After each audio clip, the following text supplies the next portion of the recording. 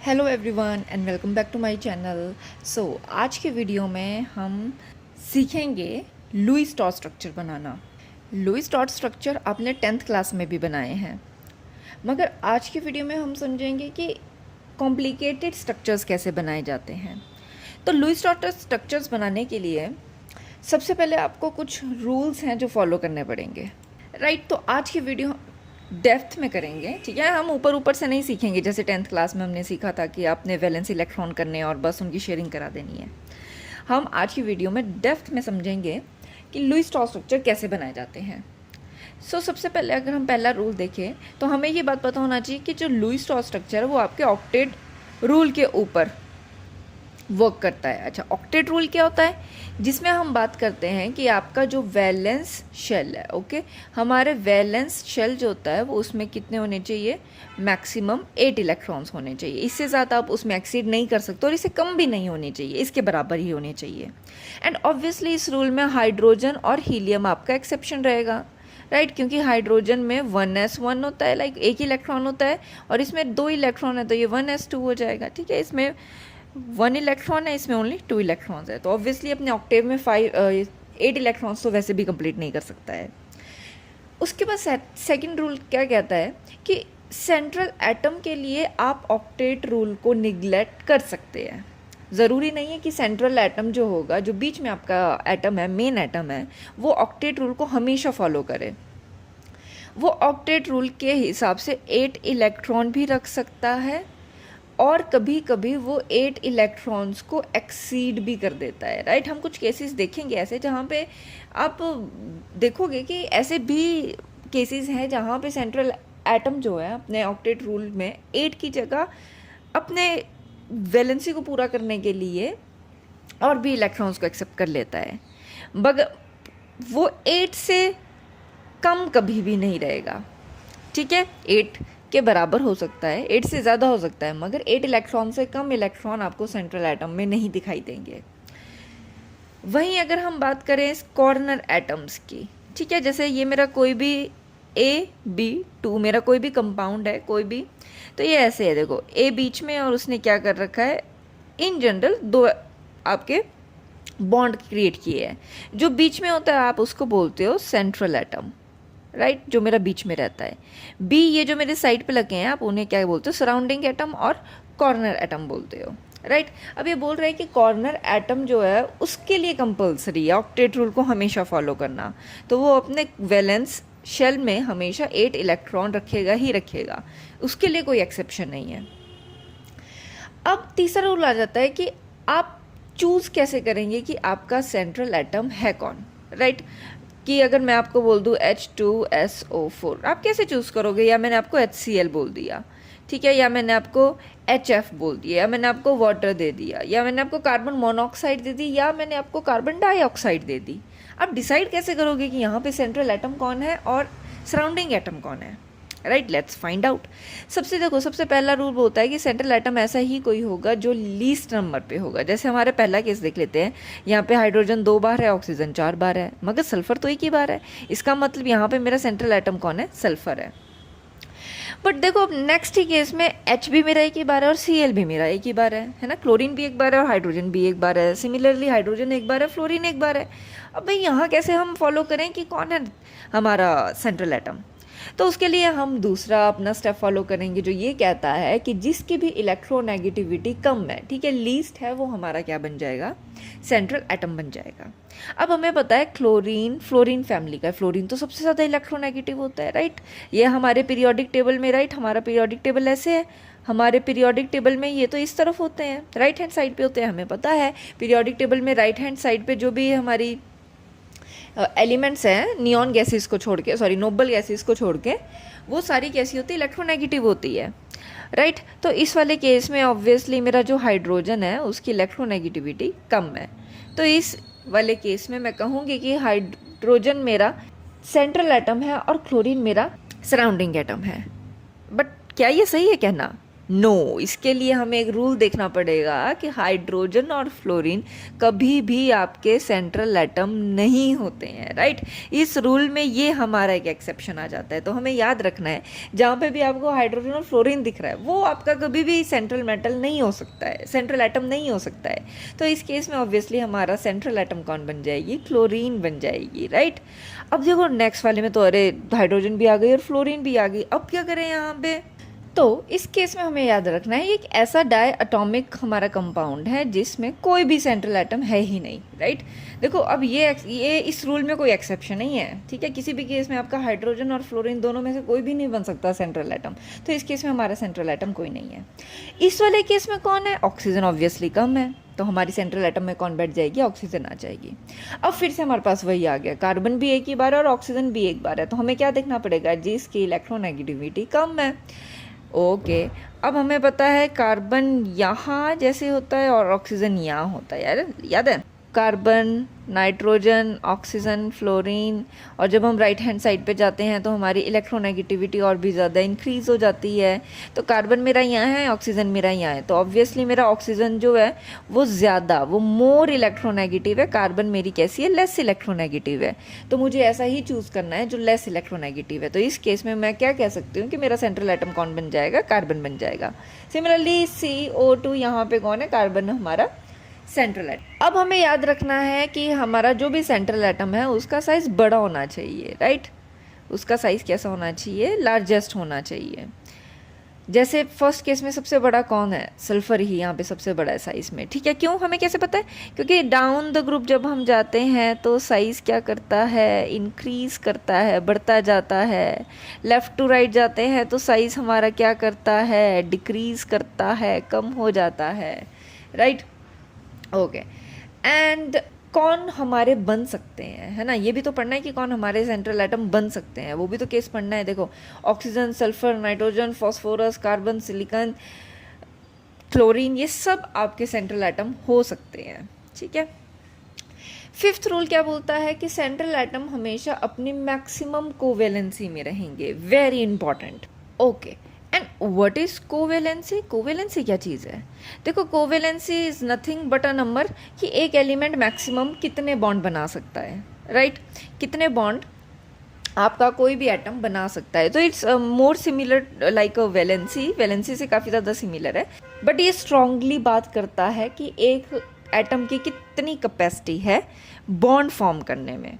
जैसे for example, जैसे अगर मैं नाइट्रोजन की बात करूँ तो ये आपके मैक्सिमम इन जनरल 3 आपके एटम बॉन्ड बनाता है, और बहुत ही रेयर केसेस में 4 बना सकता है। मगर अगर इसको 4 बॉन्ड बनाने हैं तो इसके ऊपर एक कंडीशन होती है कि इसके ऊपर एक पॉजिटिव साइन आ जाएगा। सिमिलरली इसके नीचे चलेंगे तो फॉस्फोरस होता है, फॉस्फोरस आपका 3 बॉन्ड मिनिमम बना सकता है और मैक्सिमम कितने बना सकता है, 5 बना सकता है।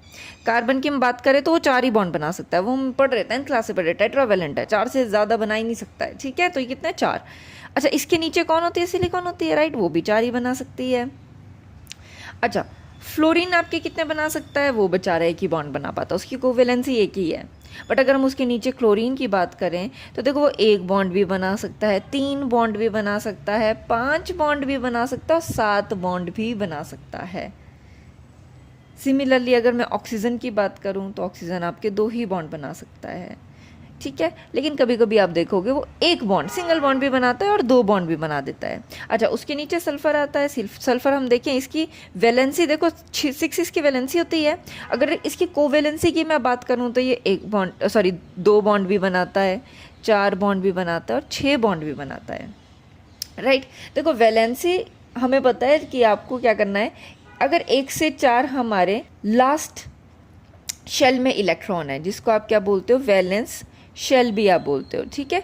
वैलेंस शेल में अगर आपके 1 से 4 तक इलेक्ट्रॉन है, 1 है, 2 है, 3 है, 4 है, इस केस में जितने आपके इलेक्ट्रॉन है वही आपके क्या बन जाती है, वैलेंसी बन जाती है, राइट। जैसे मेरा बोरॉन है, अब बोरॉन मेरे क्या एटॉमिक नंबर होता है बोरॉन का, 5, राइट।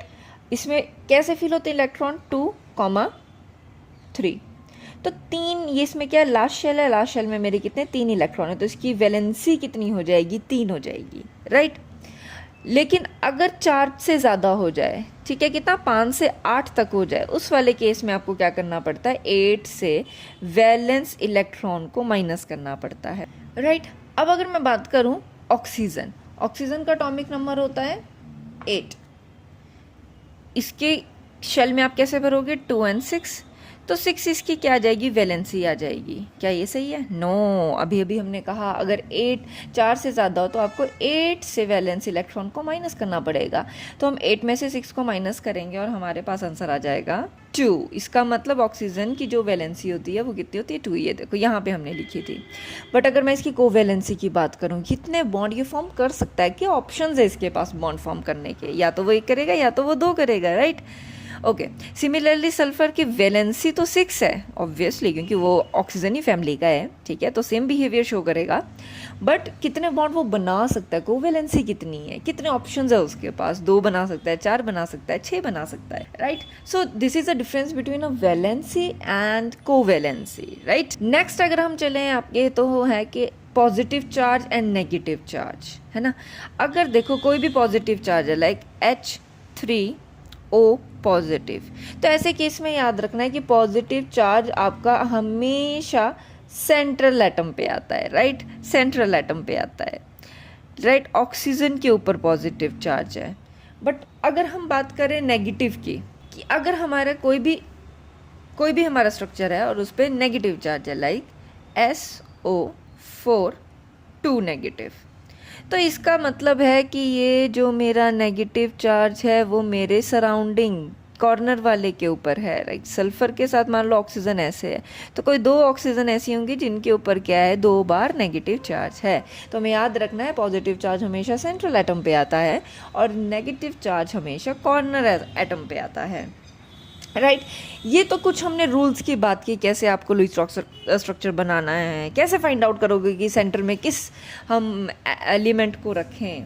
अब इसके बाद हम डिस्कस करेंगे प्रोसेस, ओके, कि लुईस स्ट्रक्चर बनाते हुए हमें कुछ कैलकुलेशंस करने पड़ती है। सो अभी स्ट्रक्चर बनाने से पहले हम वो कैलकुलेशन करना सीखेंगे, ठीक है। 2 तरीके की कैलकुलेशन सीखेंगे, एक हम निकालेंगे एक्स और एक हम निकालेंगे FC, ठीक है, जिसे फॉर्मल चार्ज कहा जाता है। चलो पहले x निकालना स्टार्ट करते हैं। अच्छा, x तुम्हें देगा क्या, लेट्स फाइंड आउट क्या देता है, क्या देगा x इज, आपने क्या करना है, वैलेंस इलेक्ट्रॉन लेने हैं, ठीक है, किसके ऊपर, सभी एटम्स के ऊपर, ऑल एटम्स, सभी के आपने क्या ले लेने हैं। अब सारे वैलेंस इलेक्ट्रॉन्स लिखने के बाद आपको क्या करना है, प्लस करना है। अगर कोई भी उसके ऊपर नेगेटिव चार्ज है, जितना भी नेगेटिव चार्ज हो आपको उसको प्लस करना है और उसमें से माइनस करना है जो भी उस पर पॉजिटिव चार्ज है, राइट। जो भी पॉजिटिव चार्ज है उसको माइनस करना है, जो भी प्लस चार्ज है वो आपको क्या करना है, सॉरी, जो पॉजिटिव चार्ज है उसको माइनस करना है, जो भी नेगेटिव चार्ज है उसको प्लस करना है। अच्छा, ये देगा क्या एट द एंड, ये तुम्हें एक्स देगा और एक्स क्या है, टोटल इलेक्ट्रॉन है, ओके, कि पूरे स्ट्रक्चर में, पूरा जो भी आपको स्ट्रक्चर दिया गया है उसमें टोटल इलेक्ट्रॉन कितने प्रेजेंट है। उसके बाद पहली चीज़ आपने टोटल इलेक्ट्रॉन निकाल लेना है। दूसरा स्टेप क्या है, दूसरी क्या चीज़ निकालनी है, आपने बॉन्ड पेयर निकालने हैं, ठीक है, बॉन्ड पेयर इलेक्ट्रॉन, कि आपके जो बॉन्ड बने हैं उसमें कितने इलेक्ट्रॉन आपके इन्वॉल्व हो रहे हैं। अब देखो, ये निकालने के लिए आपको क्या करना है, आपको 2 से मल्टीप्लाई कर देना है नंबर ऑफ बॉन्ड्स, ठीक है, जितने भी बॉन्ड आपके प्रेजेंट है आपने क्या कर देना है, उनको 2 से मल्टीप्लाई कर देना है, तो वो आपको क्या दे देगा, बॉन्ड पेयर इलेक्ट्रॉन्स दे देगा। अच्छा, तीसरे नंबर पे फिर आपको क्या पता करना है कि उसमें लोन पेयर कितने प्रेजेंट है ना, लोन पेयर इलेक्ट्रॉन्स कितने प्रेजेंट है, उससे आप कैसे निकाल लोगे। देखो, टोटल इलेक्ट्रॉन में से अगर मैं माइनस कर दूँ बॉन्ड पेयर इलेक्ट्रॉन, तो मेरे पास बचेगा क्या, जो भी मेरे लोन पेयर हैं, राइट, मेरे पास क्या आ जाएंगे, लोन पेयर के इलेक्ट्रॉन आ जाएंगे। अगर मैं टोटल इलेक्ट्रॉन्स में से, टोटल जितने भी इलेक्ट्रॉन हैं उनमें से मैं माइनस कर दूं जो मेरे ऑलरेडी बॉन्ड में इन्वॉल्व हो चुके हैं, तो एट द एंड मेरे पास क्या पीछे रह जाएगा, लोन पेयर्स, राइट, क्या एक्स्ट्रा बचे हुए इलेक्ट्रॉन्स रह जाएंगे। लेकिन अब आप इन इलेक्ट्रॉन्स का यूज़ कैसे करोगे, वो एक इंपॉर्टेंट स्टेप है। देखो, इन बॉन्ड पेयर इलेक्ट्रॉन को आप 2 तरीके से यूज़ कर सकते हो। या तो आप क्या करोगे, उसमें बॉन्ड पेयर बना दोगे, या तो आप सबसे पहले क्या कर सकते हो, आप उसमें लोन पेयर बना सकते हो। ठीक है। अब लोन पेयर बनाने के बाद अगर फिर भी इलेक्ट्रॉन बच जाते हैं तो आप उसको यूज़ कर सकते हो इन डबल बॉन्ड और ट्रिपल बॉन्ड। जब आप क्वेश्चन सॉल्व करेंगे तब आपको समझ आ जाएगा कि आपको इसे कैसे यूज़ करना है। But you have to understand one thing, lone pair electrons को आप दो तरीके से यूज़ कर सकते हो, या तो आप उसके बॉन्ड पेयर बना दो, ठीक है। अब देखो ऑक्सीजन के अराउंड, ऑक्सीजन का एटॉमिक नंबर मेरा 8 था, ये था 2 और 6। ऑक्सीजन पे 6 इलेक्ट्रॉन आ सकते हैं, ठीक है। 1 2 3 4 5 6 इलेक्ट्रॉन आ सकते हैं। मान लो मैंने क्या कर दिया, इसके मैक्सिमम इलेक्ट्रॉन सब कुछ यूज़ करके और लोन पेयर बना के भी सब कुछ करके इस पे 6 इलेक्ट्रॉन मैंने क्या कर दिए, पूरे कर दिए।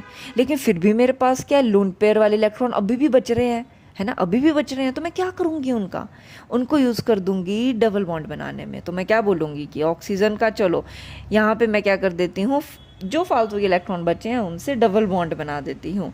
नाइट्रोजन में भी फालतू के जो इलेक्ट्रॉन बने होंगे उनसे तुम क्या करोगे, ट्रिपल बॉन्ड क्रिएट कर दोगे। बट आपको ये समझ आ जाएगा स्टेप जब आप क्वेश्चन सॉल्व करोगे, ठीक है। अब आगे चलते हैं फॉर्मल चार्ज पे। अब देखो फॉर्मल चार्ज, ये कैलकुलेशन आपको सीधा सीधा ये बात बता देगी कि अगर कोई भी नेगेटिव चार्ज प्रेजेंट है तो आपको वो लगाना कहाँ पे है, राइट। मैं फिर रिपीट कर रही हूँ, फॉर्मल चार्ज आपको ये बात बताने वाला है कि अगर किसी भी जगह पे आपका नेगेटिव चार्ज है तो आप उसको डालोगे कहाँ पे, कौन से। ये तो आपको समझ आ गया कि आएगा तो कॉर्नर एटम पे ही आएगा, मगर कॉर्नर एटम भी तो बहुत सारे होंगे, कैसे पता करोगे, फॉर्मल चार्ज निकाल के पता करोगे। अच्छा, फॉर्मल चार्ज का फॉर्मूला क्या है, सबसे पहले आपने क्या करना है, वैलेंस इलेक्ट्रॉन, जो भी आपके वैलेंस इलेक्ट्रॉन है आपने उसमें से माइनस कर देने हैं जो भी आपके लोन पेयर के इलेक्ट्रॉन है, ठीक है। लोन पेयर इलेक्ट्रॉन को आप क्या करोगे, माइनस कर दोगे, उसमें से और माइनस कर दोगे आप बॉन्ड को, राइट। जो भी आपके बॉन्ड पेयर इलेक्ट्रॉन है आप उनको लोगे और उसको डिवाइड कर दोगे 2 के साथ। फॉर एग्जाम्पल मेरे पास कंडीशन ये है, मैंने डबल बॉन्ड के साथ ऑक्सीजन बनाई है। ऑक्सीजन के पास देखो एक इलेक्ट्रॉन यहाँ यूज़ हो गया, एक इलेक्ट्रॉन यहाँ यूज़ हो गया, 2 यहाँ पे हो रहे होंगे, ठीक है, राइट। ये 2 तो मेरे बॉन्ड बनाने में यूज़ हो गए, टोटल 6 ही होते हैं, हमने अभी भी बात की। तो चलो मुझे पता करना है इस पे फॉर्मल चार्ज कितना है। सबसे पहले वैलेंस इलेक्ट्रॉन, कितने वैलेंस इलेक्ट्रॉन होते हैं ऑक्सीजन पे, 6 होते हैं। अच्छा, लोन पेयर कितने इलेक्ट्रॉन है, 1 2 3 4, 4 है, ओके।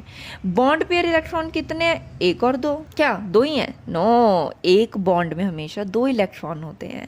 मैं फिर रिपीट कर रही हूँ, एक बॉन्ड में 2 इलेक्ट्रॉन होते हैं, तो 2 इलेक्ट्रॉन यहाँ होंगे और ऑब्वियसली इस वाले के लिए 2 इलेक्ट्रॉन यहाँ होंगे। तो टोटल बॉन्ड पेयर इलेक्ट्रॉन कितने हो जाएंगे, 4, और आपको क्या करना है, इसको 2 से डिवाइड करना है। तो ये तो डिवाइड होके 2 आ गया, ये आप जब करोगे तो 0 आंसर आ जाएगा। इसका मतलब इस पे कोई भी, जब भी 0 आंसर आ जाए तो समझ लो उस पे कोई भी चार्ज नहीं है, नो चार्ज, ओके। तो चार्ज कैसे आएगा, लेट्स फाइंड आउट। फिर ये वाली कंडीशन लगाते हैं जहाँ पे बॉन्ड बना है 1 2 3 4 5 और 6 के 6 इसके पास अपने पड़े हुए हैं, राइट।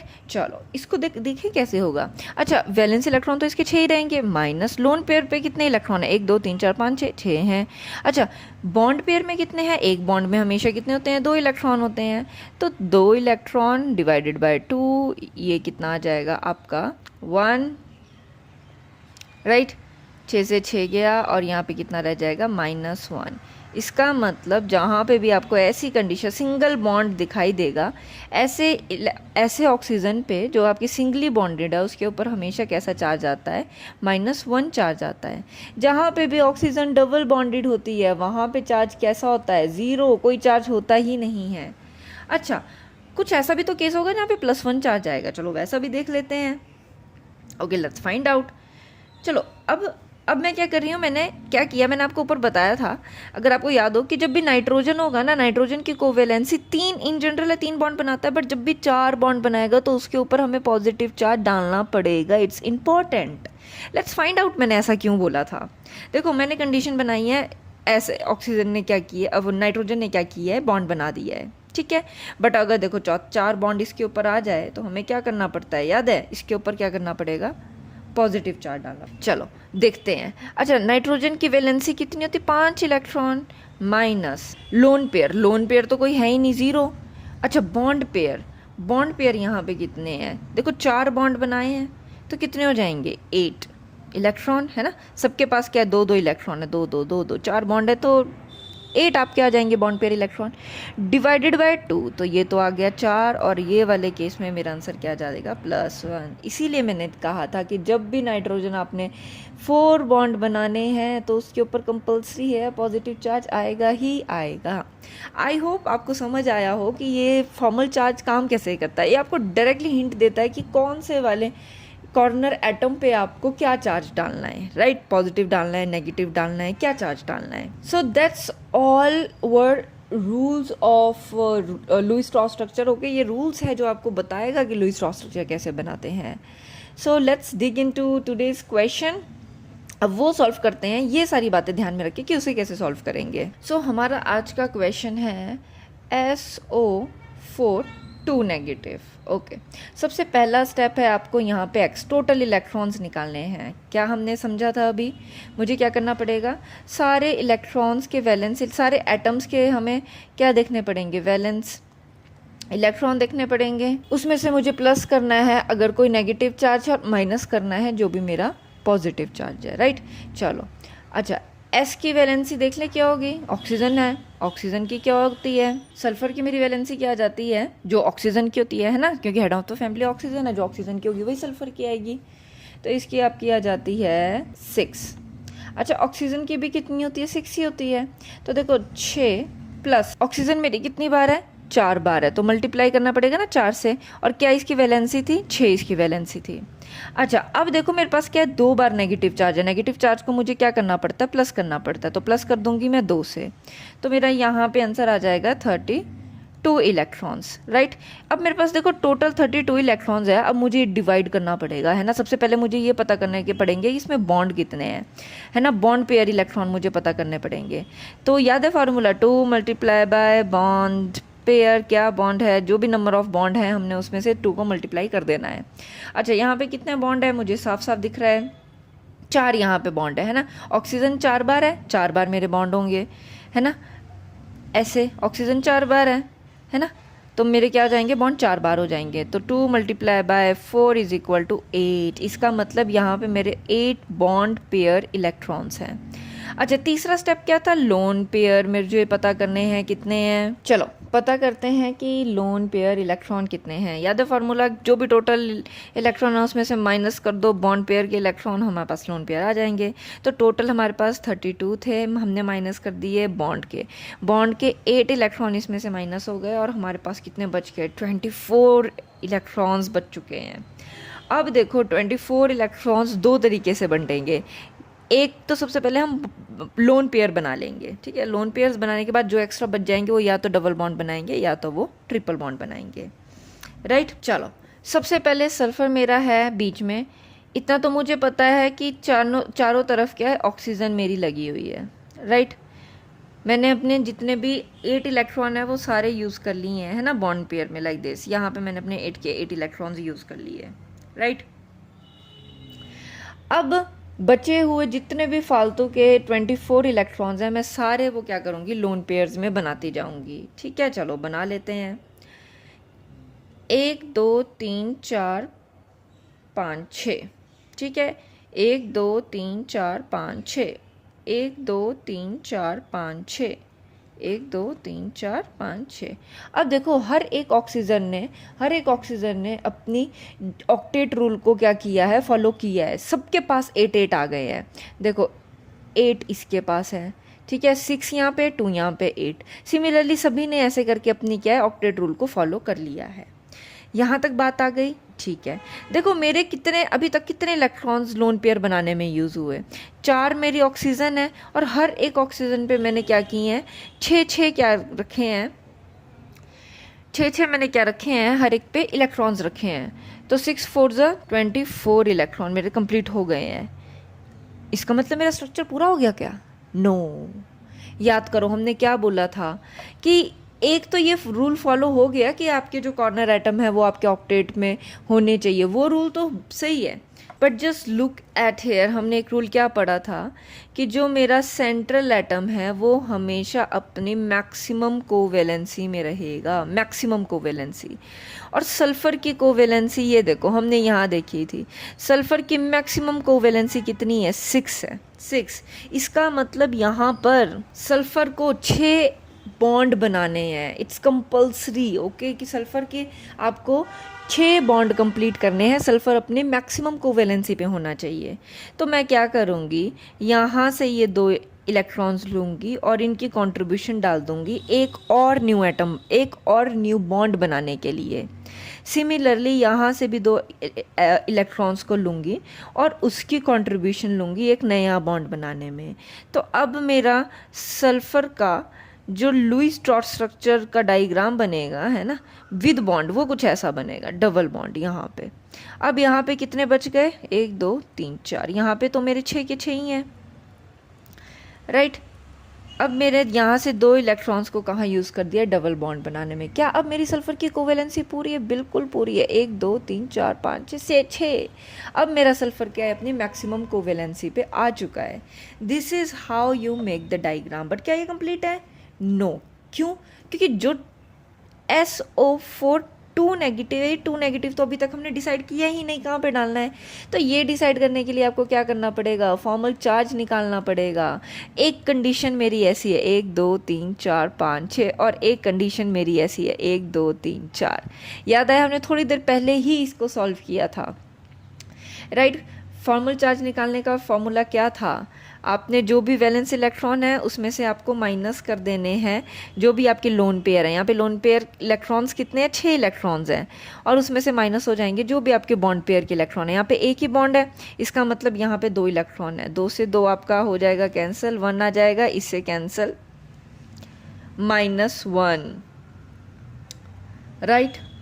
सिमिलरली नीचे वाली कंडीशन देखें, वैलेंस तो यहाँ पे भी 6 ही है, लोन पेयर पे कितने इलेक्ट्रॉन्स हैं, 4 इलेक्ट्रॉन है। अच्छा, बॉन्ड पेयर पे कितने हैं, 4 हैं, 2 बॉन्ड है, तो बॉन्ड पेयर इलेक्ट्रॉन 4, ये कट जाएगा 2, राइट। 6 में से 4 गए 2, 2 से 2 माइनस हो गए 0। इसका मतलब जहाँ पे भी ये वाली कंडीशन है, माइनस नेगेटिव चार्ज उस पर आएगा। इसका मतलब एक बार नेगेटिव चार्ज यहाँ है और एक बार नेगेटिव चार्ज यहाँ है। This is how you make the Lewis dot structure diagrams, right. अब देखो ये तो मैंने आपको पूरा बॉन्ड बना के ही दिखा दिया, ठीक है। आप चाहो तो अब इसको क्या किस में चेंज कर सकते हो, आप बिल्कुल लुईस डॉट स्ट्रक्चर, डॉट वाले स्ट्रक्चर में भी कर सकते हो। कैसे, sulphur 1 2 3 4 5 6, oxygen oxygen oxygen and oxygen, here sulfur giving contribution of 2 to make a bond here। यहाँ पे भी 2 की कंट्रीब्यूशन चलिए एक बॉन्ड बनाने में। अब यहाँ पे तो एक इसका और एक इसका कंट्रीब्यूशन आ गई, राइट। मगर सेकंड बॉन्ड बनाने के लिए ऑक्सीजन को याद है, ऑक्सीजन ने क्या किया था, अपने खुद के 2 इलेक्ट्रॉन्स की कंट्रीब्यूशन खुद दे दी थी।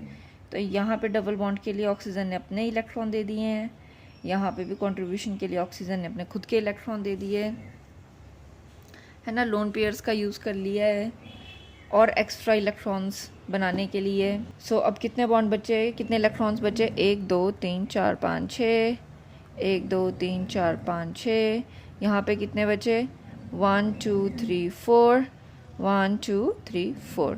अब देखें इस ऑक्सीजन के अराउंड आपके 6 यहाँ पे और ये 2 यहाँ पे हो गए मेरे ये वाले टोटल 8 इलेक्ट्रॉन, 6 यहाँ पे 2 यहाँ पे, टोटल ये भी क्या हो गए 8 इलेक्ट्रॉन।